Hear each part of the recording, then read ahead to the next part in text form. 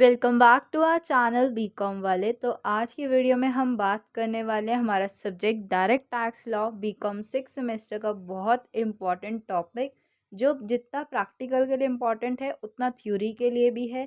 जितना 15 नंबर के लिए इम्पॉर्टेंट है उतना 5 मार्क्स के लिए भी इम्पॉर्टेंट है। डिडक्शन चैप्टर्स की बात हो रही है, out of gross total income. इस चैप्टर से, अगर आपने डीपीटी वाली वीडियो देखी है, इस चैप्टर से सबसे इम्पॉर्टेंट एटीजी है, जो हमारा डोनेशंस है। उस डोनेशन को वो 15 मार्क्स में भी लेके जाते हैं, 7 मार्क्स में भी, 8 मार्क्स में भी। तो मतलब जब जब ये चैप्टर पेपर में पूछा गया है, ये क्वेश्चन आया ही आया है। मतलब जब तक जो चैप्टर पूछा है तब तक की बात हो रही है, अगर नहीं पूछा तब तो कैसे होगा। और इसके अंदर 15 मार्क्स का इंडिविजुअल क्वेश्चन बनता है, जो कि है प्रोविजंस क्या है related to deduction, gross total income in respect of donation, certain funds के charitable institution under section 80G। तो ये इंडिविजुअल क्वेश्चन बनता है। तो इसमें हम डिस्कस करते हैं सबसे पहले डिडक्शन अंडर दिस सेक्शन सिर्फ अलाउड है एक्सेसी को, जिसके अंदर कंपनी, नॉन कंपनी, जिनकी income profit and gains of business और प्रोफेशन में आएगी या नहीं आएगी। तो डोनेशन पैसों में होना चाहिए। डोनेशन 2000 तक कैश में हो सकता है, उससे ऊपर काइंड में ही होगा, तो वो क्वालिफाई नहीं होगा डिडक्शन में। डोनेशन स्पेसिफाइड फंड और इंस्टीट्यूशन को ही करोगे तभी आपका डोनेशन मायने रखेगा, वरना नहीं होगा। तो अवेलेबल डिडक्शन तभी ऑब्लिगेटरी है इस पार्ट के एक्सेसी में, जब आप प्रूफ दे रहे हो कि जो आपने पेमेंट है, जैसे आपने कोई भी चीज़ खरीद के दी उन्हें, तो वो उस चीज़ का कि आपने रियल मनी से की है। अगर आप कैश में कर रहे हो तो सिर्फ 2000 तक है, उससे ऊपर कर रहे हो तो आपको जो बैंक के है या मतलब कुछ भी लीगल उससे करना पड़ेगा, जिसके अंदर आपको शो करना पड़ेगा कि जो आपकी इनकम है, जो आप डोनेट कर रहे हो, वो कहाँ से जनरेटेड है। तो डोनेशन आपका कैश में से 2000 तक हो सकता है, उससे ऊपर होगा तो आपको शो करना पड़ेगा, तो तभी आपको उसका बेनिफिट मिलेगा। तो डिडक्शन अंडर 80G अवेलेबल है अकाउंट ऑफ एनी डोनेशन जो भी एक्सेसिव से हुआ। ये सिर्फ स्पेसिफाइड फंड्स और इंस्टीट्यूशन पे लागू होगा। ऐसे नहीं कि हमारे लोकल कोई थी तो हमने उसको दे दी तो हमें डिडक्शन दो, ऐसा कुछ भी नहीं है। तो अब इसके अंदर हम सबसे पहले बात करेंगे हमारी donation which is eligible for 100% reduction बिना किसी क्वालिफाई लिमिट के। सबसे पहले national defence fund set up by central government, PM national relief fund, PM Armenia earthquake relief fund, Africa fund, national foundation for communal harmony. अब देखो ये दी तो बहुत सारी हुई हैं। अब इसमें से जो आपको आसान लगती है आप कोई 7-8 कर लो, क्योंकि अभी हमने बाकी भी करनी है। तो इसमें से 7-8 कर लो। तो मैं आपको जो सजेस्ट कर रही हूँ वो आपकी पहली 5 है। फिर उसके बाद आपका यूनिवर्सिटी एजुकेशनल इंस्टीट्यूट, फिर आपका आ जाएगा नेशनल इलनेस असिस्टेंट फंड, फिर आपका national sports fund bye central government, national cultural fund set up by central government. तो नेशनल चिल्ड्रन फंड भी आना, आप इसे भी कर लेना। तो मतलब लिखी तो अब 21 हुई है, हम 21 की 21 तो हमने पेपर में वैसे भी नहीं लिखनी। तो जो आसान है उस पर फोकस करो। फिर सेकंड आ जाएंगी डोनेशन विच इज़ मेड, या फिर जो एलिजिबल हैं 50% रिडक्शन के लिए बिना किसी क्वालिफाई लिमिट के। तो जवाहरलाल नेहरू मेमोरियल फंड आ जाएगा आपका सबसे पहले, फिर आपका PM drought relief fund, Indira Gandhi memorial trust और राजीव गांधी फाउंडेशन। ये 4 हैं, आपको चारों ही करनी पड़ेगी। फिर आपका डोनेशन फॉर फॉलोइंग जो एलिजिबल हैं 100% रिडक्शन के लिए बिना किसी क्वालिफाई लिमिट के। तो डोनेशन टू गवर्नमेंट या किसी अप्रूव्ड लोकल अथॉरिटी को, इंस्टीट्यूशन को, एसोसिएशन को जो यूटिलाइज किया गया प्रोमोटिंग फैमिली प्लानिंग। कोई सम पे किया गया by assessee being a company previous year में donation to Indian Olympic association, या फिर दूसरी एसोसिएशन और इंस्टीट्यूशन जो इस्टेब्लिश हुआ था इंडिया में और नोटिफाई किया गया सेंट्रल गवर्नमेंट से। इसके अंदर आपका डेवलपमेंट आपके स्पोर्ट्स से रिलेटेड, गेम से रिलेटेड, स्पॉन्सरशिप आपकी स्पोर्ट्स और गेम से रिलेटेड। फोर्थ आपका डोनेशन जो एलिजिबल है 50% डिडक्शन के लिए सब्जेक्ट टू क्वालिफाइंग लिमिट। इसके अंदर आपका डोनेशन टू गवर्नमेंट, किसी अप्रूव्ड अथॉरिटी, इंस्टीट्यूशन, एसोसिएशन जो यूटिलाइज हो रहा है चैरिटेबल पर्पस के लिए other than promoting family planning. फिर सेकंड आ जाएगा कोई भी फंड इंस्टीट्यूशन जो सेटिस्फाई कर आपका 80G सबसेक्शन 5। कोई भी ऑथराइज्ड जो अथॉरिटी है जो कॉन्स्टिट्यूट हो रही है इंडिया में या किसी लॉ से, या फिर सेटिस्फाई कर रही है नीड हाउसिंग अकोमोडेटिंग की for the purpose of planning development, या फिर improvement of city town villages, या बोथ। फिर आपका कॉरपोरेशन जो इस्टेब्लिश हुई है बाय सेंट्रल या state government specified under section 10 for promoting interest of members of minority community. और लास्टली आपने कोई भी मॉस्क, टेम्पल, गुरुद्वारा, चर्च, उसके कुछ भी आपने उसके रिपेयर के लिए या फिर कोई ऐसी जगह के लिए अमाउंट आपका जो यूज़ हो रहा है। अब हमने बात की थी कि हमारा क्वालिफाइंग लिमिट, तो अब वो चीज़ें भी देखते हैं क्या है। एडजस्टेड ग्रॉस टोटल इनकम क्या है, ये पर्पस के लिए यूज़ करी जाती है लॉन्ग टर्म कैपिटल गेन्स के लिए जो इंक्लूडेड हैं ग्रॉस टोटल इनकम में, शॉर्ट टर्म कैपिटल गेन के लिए जो रेफर करते हैं आपके सेक्शन 111A, जो हमारे शॉर्ट टर्म्स के लिए हैं, जिसके अंदर हम उसके ऊपर 15% लगाते हैं। सारे रिडक्शन जो परमिसिबल हैं अंडर सबसेक्शन 80C से 80U accept donations in subsection 80G। कुछ इनकम्स जो अवेलेबल हैं इनकम टैक्स पे जो पेबल नहीं है from the share of AOP, और जो भी आपके रेफर करिए 115A, B, A, C और AD।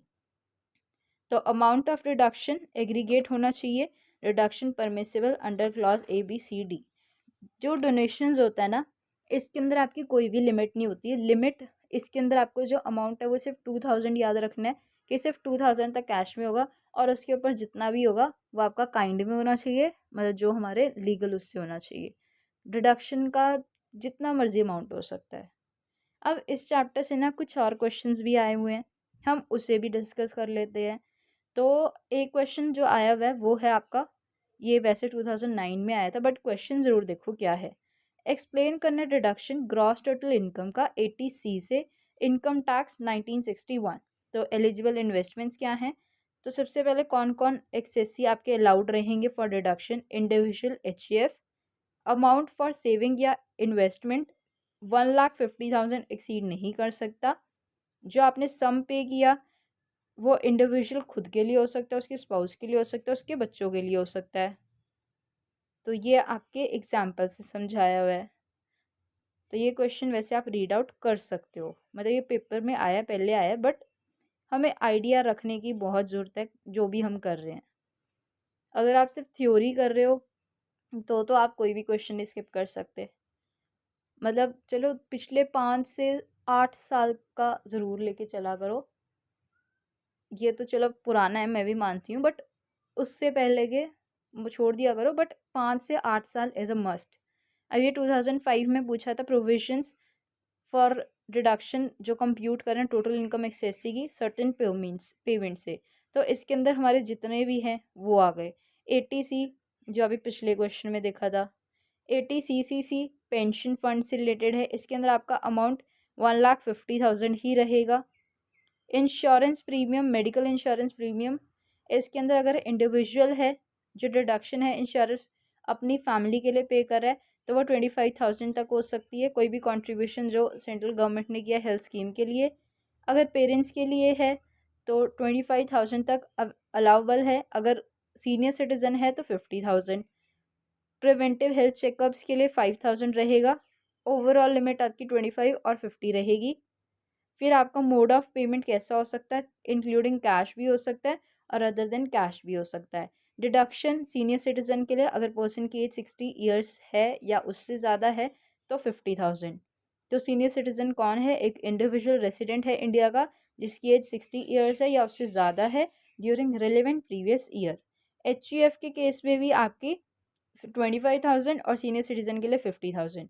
80E आपका एजुकेशन के रिलेटेड होता है जिसके अंदर आपने सबसे पहली बात तो डिडक्शन सिर्फ इंडिविजुअल की होती है, किसी और की नहीं होती इसमें। इंडिविजुअल फाइनेंशियल इंस्टीट्यूशन या फिर अप्रूव्ड चैरिटेबल इंस्टीट्यूशन से ही होना चाहिए आपका जो भी आप लोन ले रहे हो।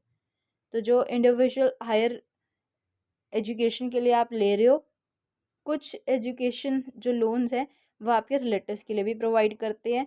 इसके अंदर जो आपका अमाउंट रहेगा वो प्रीवियस ईयर में पे हो जाता है टुवर्ड्स इंटरेस्ट। इसके अंदर टाइम लिमिट बहुत ज़रूरी है। टाइम लिमिट आपकी 8 इयर्स रहेगी, या फिर अगर आपका लोन का पीरियड 4 इयर्स है तो जो कम होगा वो हो जाएगा। 80G हमारी डोनेशंस की हमने देख ली। 80GG तो ये इंडिविजुअल के लिए होती है, तो ये आपकी जी की जी वाली ही आगे है। तो इसके अंदर एक पर्सन का सेल्फ एम्प्लॉयड या एम्प्लॉयड, तो वो अपना घर के रिलेटेड है ये वाली। आप ना बस ये ध्यान रखा करो कि कौन सी डिडक्शन है, मतलब अगर 80U आ गया तो हमें पता होना चाहिए वो डिसेबिलिटी के रिलेटेड है। डिसेबिलिटी के रिलेटेड अब आप इन्फॉर्मेशन लिख सकते हो। अब हर क्वेश्चन में, मतलब 5 मार्क्स के लिए बता रही हूँ, 15 मार्क्स के लिए तो आपको अच्छे से ही प्रिपेयर करना है। एक चीज़ तो आप सबसे पहले ये लिख सकते हो कि HUF के लिए है, इंडिविजुअल के लिए है। फिर आप अमाउंट लिख सकते हो, टाइम पीरियड लिख सकते हो। फिर आप थोड़ा बता सकते हो कि डिसेबिलिटी, अब जैसे डिसेबिलिटी है, डिसेबिलिटी में क्या है कि हमें ना, अगर हमें डिसेबिलिटी है तो उसमें दिखाना भी पड़ता है प्रॉपर। अगर आपके पास डॉक्यूमेंट्स नहीं है ना, फिर आपको कुछ नहीं मिलेगा इस केस में। और इसके अंदर एक चीज़ और होती है, अगर आपकी जो डिसेबिलिटी है वो 0 से 40% है तो आपको 75% मिलता है। अगर आपकी 80% या उससे ज़्यादा है तो उस केस में आपका 1,25,000 मिल जाएगा। DD है medical treatment of a dependent, जो डिपेंडेंट डिसेबिलिटी, मतलब डिपेंडेंट पर्सन है उसकी डिसेबिलिटी, तो रेसिडेंट होना चाहिए। इंडिविजुअल HUF हो सकता है। मेडिकल ट्रीटमेंट फॉर पर्सन की लाइबिलिटी के साथ अमाउंट सेम ही रहेंगे। DDB तो जो डिडक्शन चैप्टर कर रहे हैं ना पेपर में, उन्होंने जितने भी क्वेश्चन है, अब जैसे ये 2013 है, इसको भी करना है। DDB 5 मार्क्स में पूछा है। 5 मार्क्स के लिए तो क्वेश्चंस वैसे पूछ भी रहे थे बच्चे कि 5 मार्क्स में कौन से क्वेश्चंस करने हैं। तो DDB ये प्रोवाइड करता है एजुकेशन एक पर्सन के लिए जो रेसिडेंट है। HUF और इंडिविजुअल होना चाहिए। अमाउंट जो एक्चुअली पे हो रहा है उसके मेडिकल ट्रीटमेंट के लिए, किसी डिजीज़ के लिए जो स्पेसिफाई कर रहे हैं रूल में, on the behalf of board. इसके अंदर आपका जो अमाउंट है वो 40,000 हो सकता है, और सीनियर सिटीजन के केस में 60,000, या फिर जो आपका एक्चुअल है विच एवर लेस। डिपेंडेंट आपका इंडिविजुअल हो सकता है, HUF हो, स्पाउस हो सकता है, चिल्ड्रन, पेरेंट, ब्रदर, सिस्टर। फिर आपका TTA हमारा है HUF और इंडिविजुअल के लिए ही लगेगा। तो इसके अंदर आपके banking company, cooperative society, banking business, post office, और आपके जो अमाउंट ऑफ डिडक्शन है वो 10,000, या फिर आपका interest on deposit of saving account. फिर अब ये क्वेश्चन है, ये 15 मार्क्स में पूछा है 2017 में, जिसके अंदर 80C, 80D, 80DDB, 80E, 80GGA और 80GGC पूछा है। तो इसके अंदर पिछले वाले तो हमने देख लिए। GGA साइंटिफिक रिसर्च और रूरल डेवलपमेंट जो अवेलेबल है 100% रिडक्शन के लिए अंडर सेक्शन 80GGA। तो इसके अंदर अमाउंट आपका 10,000 रहेगा। अमाउंट पे हो रहा है टुवर्ड्स रूरल डेवलपमेंट फंड, जो पे हो रहा है towards notified national poverty educated fund. तो अमाउंट अप्रूव्ड इंस्टीट्यूशन से होना चाहिए। अमाउंट जो आपका है वो पे होना चाहिए to the notified fund for afforestation. तो 80GGC क्या बोलता है, डोनेशंस और contributions to a political party या इलेक्टोरल ट्रस्ट। इसके अंदर आप अमाउंट देख लो इसकी। अब AMT क्या है, ऑल्टरनेटिव मिनिमम टैक्स। तो ये आपका प्रोविजन MAT का एप्लीकेबल है कॉर्पोरेट टैक्स पेयर के लिए ही। तो इसके अंदर प्रोविजन ये एप्लीकेबल होना चाहिए नॉन कॉर्पोरेट टैक्स पेयर्स के लिए, एक मॉडिफाइड पैटर्न में in form of alternative minimum tax. कुछ प्रोविजंस दिए, आप ये रीड कर सकते हो, रेट दिया हुआ है। अब थ्योरी पोर्शन, अब देख सकते हो बाकी थ्योरी क्वेश्चन। अब जितनी भी हमने अभी तक थ्योरी करी, अब मुझे भी पता है मैंने बहुत डिटेल में नहीं करवाया है, बट इतना करवा दिया है कि इससे आपका 15 मार्क्स का क्वेश्चन आए, 5 मार्क्स का आए, प्रैक्टिकल आए या थ्योरी आए, आप एटलीस्ट उसे अटेम्प्ट कर सकते हो। अब बची बात कि पूरा अच्छे से प्रिपेयर करने के लिए, अब जो हमारी बुक्स है, बहुत मतलब मैक्सिमम लोगों के पास कल्याणी बुक ही होगी, मेरे पास भी कल्याणी ही है। तो हमारी बुक में डाटा इनफ नहीं है, मतलब अगर आप डिडक्शन खोल के देखोगे ना, जो हमारा एक्चुअल डिडक्शन जो डोनेशन वाला है, जो आंसर उसका होना चाहिए, जो हमारा सबसे पहला क्वेश्चन है, इसका चाहे आप स्क्रीनशॉट ले लो। तो डोनेशन वाला चैप्टर बहुत इंपॉर्टेंट है। डोनेशन को हम अलग से एक चैप्टर कंसिडर कर सकते हैं, और डोनेशन के साथ साथ आपका रिबेट और रिलीफ बहुत इंपॉर्टेंट है। तो इस वीडियो में हमने डिडक्शन की बात करी। मैंने सिर्फ उतनी बताई है जितनी क्वेश्चन पेपर में पूछी जाती हैं, जितनी हमें ज़रूरत है। अब मैं बहुत सारी ऐसी बता दूँ, वो ज़रूरत है, उनकी हमें प्रैक्टिकल में ज़रूरत पड़ेगी। प्रैक्टिकल अगर सिर्फ डिडक्शन चैप्टर का आएगा, सिर्फ डोनेशन के रिलेटेड आएगा तो आप उसे अटेम्प्ट कर पाओगे। अगर और का आएगा तो मुश्किल है, मुझे भी पता है। बट अभी तक इस वीडियो में जितना भी किया, कुछ भी एक्स्ट्रा नहीं था। जितने क्वेश्चंस आपको दिखाए, अगर आपके पास, चलो पीडीएफ भी अपलोड कोशिश है कि हो जाएगी। अभी कल ऑनर्स है, पहले ऑनर्स के पेपर को देखते हैं हम थोड़ा। अभी तक टैक्स जितना पढ़ लिया, अब 1-2 घंटे तक और पढ़ लेना टैक्स। उसके बाद रुक के अपना ऑनर्स पढ़ लेना, ऑनर्स का पेपर भी इम्पॉर्टेंट है। और रही बात इसकी, तो अगर आप प्रैक्टिकल कर रहे हो तो आपको प्रैक्टिकल करने के लिए बहुत कुछ पढ़ना पड़ेगा। थ्योरी हमने डिस्कस कर ली, इससे ज़्यादा इस चैप्टर की थ्योरी मत करना। कंफ्यूज हो गए और कोई फ़ायदा नहीं है। प्रैक्टिकल कर रहे हो तो कर लेना, वरना थ्योरी जितनी इस वीडियो में दिखाई है, इससे ज़्यादा कोई भी थ्योरी आपको नहीं पूछेगा पेपर में। सिर्फ डिडक्शन की बात हो रही है, अभी रिबेट और रिलीफ वाला करेंगे। उन दोनों को कंबाइन करके एक क्वेश्चन बनता है। तो इस वीडियो में इतना ही। चैनल को सब्सक्राइब करके रखो।